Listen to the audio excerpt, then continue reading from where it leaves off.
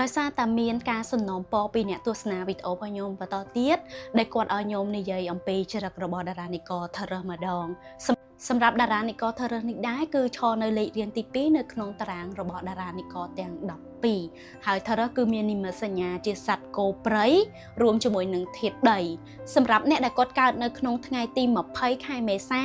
រហូតទៅដល់ថ្ងៃទី20ខែឧសភាគឺស្ថិតនៅក្នុងចន្លោះរបស់តារានិករថរើហើយសម្រាប់តារានិករថរើដែរគឺមានភាពខុសគ្នាតារានិករថរើនៅក្នុងខែមេសាក៏ដូចជាតារានិករថរើនៅក្នុងខែឧសភាគឺមានភាពខុសគ្នា160ដឺក្រេតែ160ទេខុសពី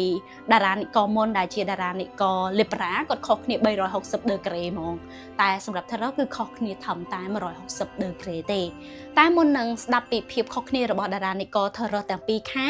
យើងមកស្គាល់ពីភាពរួមរបស់គាត់វិញថាតើតារានិករថរើគឺជាមនុស្សបែបណានៅក្នុងភាពរួមរបស់ពួកគាត់ទាំងពីរខែតារានិករថរើនេះដែរគឺជាតារានិករមួយដោយដែលបានដឹងចឹងគាត់មានធាតុដីនឹងបានន័យថាគឺរឹងមែនតើក្បាលរឹងមែនតើហ្មងសម្រាប់តារានិករថរើណាស្ថិតនៅក្នុងចំណោមតារានិករទាំងអស់តារានិករថរើនេះហើយគឺជាតារានិករដែលក្បាលរឹងជាងគេជាប់ចំណាប់ថ្នាក់លេខ1នៅក្នុងការក្បាលរឹងនៅពេលដែលយើងប្រាប់អីទៅគាត់អញ្ចឹងគឺគាត់មិនងាយជឿយើងតោះតែគាត់ចូលទៅក្នុងហេតុការណ៍ហ្នឹងឧទាហរណ៍ដូចជាយើងប្រាប់គាត់ថាកុំលូកទៅទឹកហ្នឹងក្តៅណាគឺគាត់អត់ជឿឯងគាត់ដើរទៅដល់គាត់លូកទឹកហ្នឹងតោះតែគាត់បានលូកគាត់បានប៉ះគាត់បានសាកទើបគាត់ជឿថាវាក្តៅមែនឬក៏មិនមែនតែសម្រាប់គាត់គឺគាត់មានគំនិតផ្ទាល់ខ្លួនរបស់គាត់គាត់គិតសង្ស័យនៅលើរឿងអីមួយហើយគឺគាត់ទៅឲ្យដល់នៅរឿងហ្នឹងតែបើសិនជាគាត់អត់សង្ស័យនៅរឿងហ្នឹងទេគាត់គិតថារឿងហ្នឹងវាអញ្ចេះតែយើងទៅព្យាយាមកែប្រែនៅគំនិតរបស់គាត់គឺអត់ងាយទេគាត់មិនកែប្រែគំនិតរបស់គាត់ដាច់ខាតទាល់តែលទ្ធផលចេញមកថាគំនិតរបស់គាត់ខុសទើបគាត់ទទួលស្គាល់ថាគំនិតរបស់គាត់ខុសប៉ុន្តែមានពេលខ្លះគាត់អត់ទទួលស្គាល់ទៀតគាត់នៅលើកហេតុផលថាប្រហែលជាវាអញ្ចេះឬក៏វាអញ្ចោះគាត់និយាយទៅក្បាលរឹងហ្មងសម្រាប់តារានិករថរើដែរគាត់ជាមនុស្សម្នាក់ដែលស្មោះត្រង់រស់រាយទន់ភ្លន់គួរឲ្យស្រឡាញ់ហើយអ្វីដែលសំខាន់ហ្នឹងគឺគាត់មានរូបរាងល្អហើយបើសម្ដីរបស់គាត់ហ្នឹងគឺពីរោះមែនតើនៅពេលដែលគាត់និយាយជាមួយនឹងនរណាម្នាក់ណាគឺធ្វើឲ្យគេចូលចិត្តគឺចូលចិត្តស្ដាប់នៅអ្វីដែលគាត់និយាយហ្មងសម្រាប់តារានិករថរើប៉ុន្តែរឿងមួយទៀតសម្រាប់តារានិករថរើគឺគាត់ពិបាកបន្តិចនៅក្នុងរឿងស្នេហាគឺគាត់មិនងាយជឿអ្នកណាទេហើយក៏គាត់មិនងាយបើកឱកាសឲ្យអ្នកណាចូលក្នុងជីវិតរបស់គាត់ដែរគាត់មាន trust issue មែនតើចំពោះរឿងហ្នឹងហើយសម្រាប់អ្នកដែលកំពុងតែមានកម្រងនឹងរៀបចំនឹង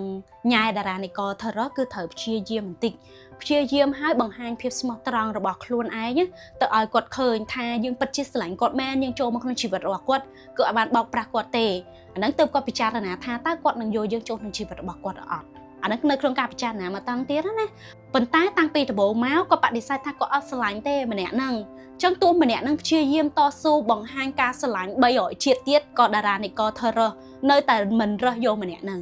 ចឹងបើសិនជាគាត់ say no ពីដំបូងហើយមិនបាច់ខំទេ goodbye ក៏ទៅ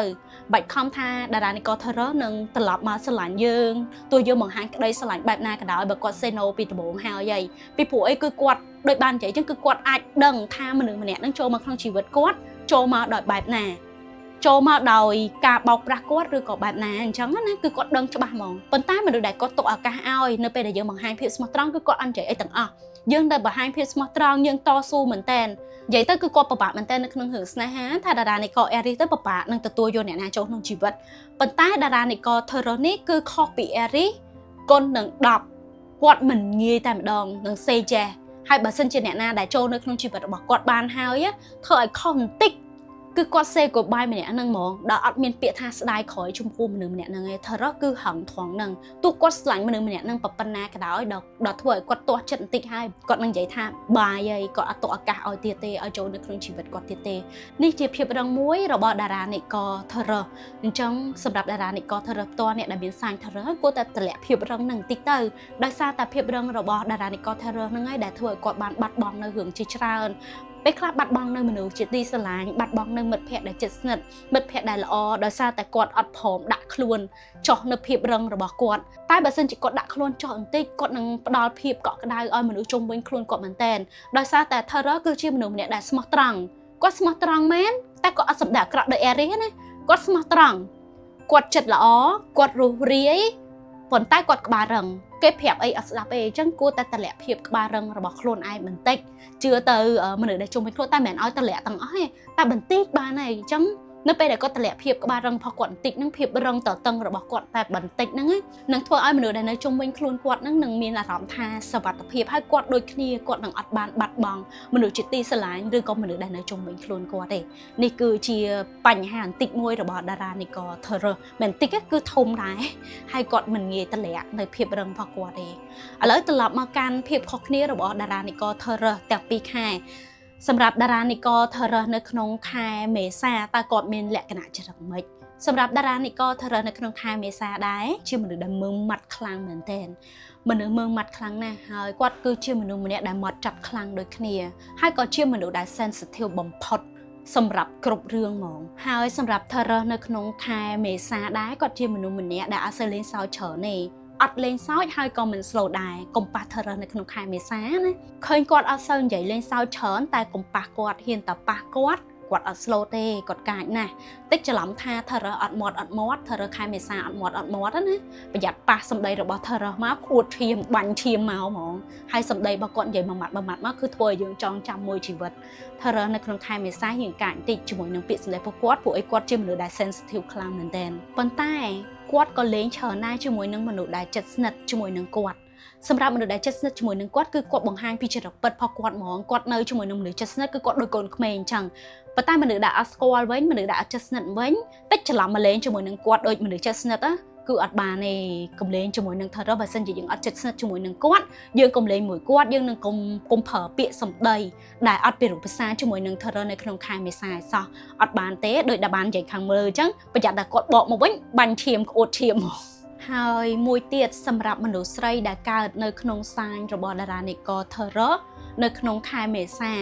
សម្រាប់តែមនុស្សស្រីគឺគាត់មានចរិតលក្ខណៈដូចមនុស្សប្រុសអញ្ចឹងហើយពិបាកនៅក្នុងការចោះសម្រងជាមួយនឹងគាត់ដោយសារតែគាត់មានភាពមើងម៉ាត់ខ្លាំងមែនតើយើងអត់ងាយចោះសម្រងជាមួយនឹងគាត់ទេម្យ៉ាងទៀតគឺគាត់មានគំនិតផ្ទាល់ខ្លួនរបស់គាត់ដែលសរុបមកគឺគាត់ក្បាលរឹងនឹងឯងសម្រាប់ទំនាក់ទំនងស្នេហាដោយដែលបានរៀបរាប់ខាងលើអញ្ចឹងដែល Terror ទាំងពីរគឺអត់ខុសគ្នាទេគឺគាត់ដូចគ្នាត្រង់តែថាសម្រាប់ស្នេហាគឺគាត់អត់ងាយទទួលយកអ្នកណាចូលមកក្នុងជីវិតរបស់គាត់ទេគាត់ sensitive មែនតើចំពោះរឿងហ្នឹងបើសិនជាគាត់ say no ហើយបាច់ចូលមកក្នុងជីវិតរបស់គាត់ទេសម្រាប់អ្នកដែលគាត់និយាយថាគាត់អត់ស្រឡាញ់តាំងពីដំបូងណា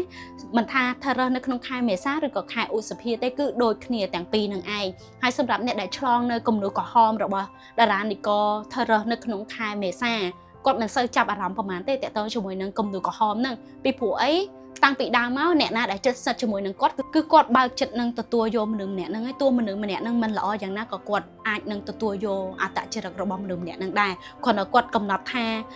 មនុស្សម្នាក់ហ្នឹងជាមនុស្សបែបនេះអញ្ចឹងគាត់នឹងថយមួយជំហានពីមនុស្សម្នាក់ហ្នឹងទៅហើយគាត់នឹងថយថារឿងនេះមិនអាចប៉ះបានទេឧទាហរណ៍ថាគាត់មានមិត្តភក្តិម្នាក់ដែលគាត់ស្រឡាញ់មែនតើគាត់បានបើកមនុស្សម្នាក់ហ្នឹងចូលមកក្នុងជីវិតរបស់គាត់ហើយមនុស្សម្នាក់ហ្នឹង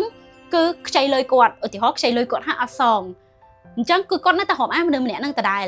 ហើយសម្រាប់ការខ្ចីលុយលើកក្រោយសម្រាប់គាត់ទៀតគឺគាត់អត់មានអត់ឲ្យដែរប៉ុន្តែឲ្យតិចអាហ្នឹងគឺជាការជៀសវាងប៉ុន្តែបើឲ្យគាត់ច្រាមម្នាក់ហ្នឹងចេញពីជីវិតគាត់ហ្មងគឺអត់ទេអានេះសម្រាប់តារានិកល Terror នៅក្នុងខែមេសានឹងឯងឥឡូវយើងចូលមកតារានិកល Terror នៅក្នុងខែឧសភាថាតារានិកល Terror នៅក្នុងខែឧសភាជាមនុស្សម៉េចខុសគ្នាជាមួយនឹងតារានិកល Terror នៅក្នុងខែមេសាមិនដែរដោយដែលបាននិយាយមុនហ្នឹងអញ្ចឹងគឺខុសគ្នា160ដឺក្រេ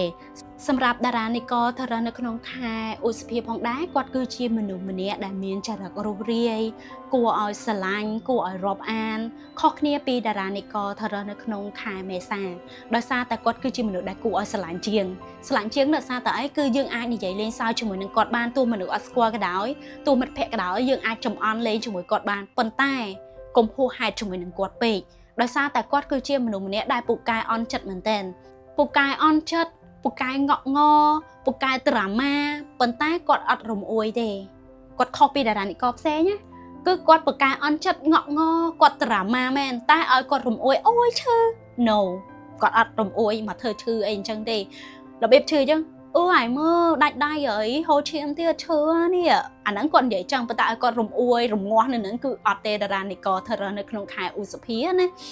នឹងឯជាតារានិកថរនៅក្នុងខែឧសភាភាពខុសគ្នារបស់គាត់គឺតែប៉ុណ្្នឹងឯងសម្រាប់ភាពរួមរបស់គាត់គឺរៀងច្រើនដូចគ្នាហើយបើនិយាយពីយើងឆ្លងនៅគំនូរក្រហមរបស់តារានិកថរនៅក្នុងខែឧសភាវិញក៏មិនមានជាបញ្ហាច្រើនដែរគាត់ស្រដៀងនឹងតារានិកថរនៅក្នុងខែមេសាដូចគ្នាទេដោយសារតែភាពខុសគ្នារបស់គាត់មួយតារានិកថរនៅក្នុងខែមេសាគឺជាមនុស្សម្នាក់ដែលហ្មត់ចត់តឹងរឹងនិងជិតស្និទ្ធជាមួយនឹងមនុស្សដែលខ្លួនឯងអនុញ្ញាតឲ្យចូលក្នុងជីវិតនឹងមនុស្សដែលអត់សូវជិតស្និទ្ធកុំលេងសើចនឹងត្រូវសម្ដីរបស់គាត់វិញក្អួតធៀមប៉ុន្តែតារានិកថរនៅក្នុងខែឧសភាគឺជាមនុស្សម្នាក់ដែលរុះរាយគួរឲ្យស្រឡាញ់អាចនិយាយលេងជាមួយនឹងគាត់បានអាចនិយាយបានថាគាត់ជាមនុស្សដែល friendly ដែរ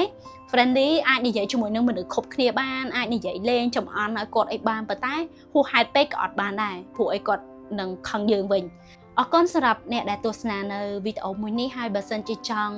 ដឹងពីចរិតរបស់តារានិកណាតទៀតអាចជួយ comment នៅខាងក្រោមនេះខ្ញុំនឹងលើកពីតារានិកនោះយកមកនិយាយតែកុំភ្លេចជួយ subscribe ឲ្យខ្ញុំផងអរគុណ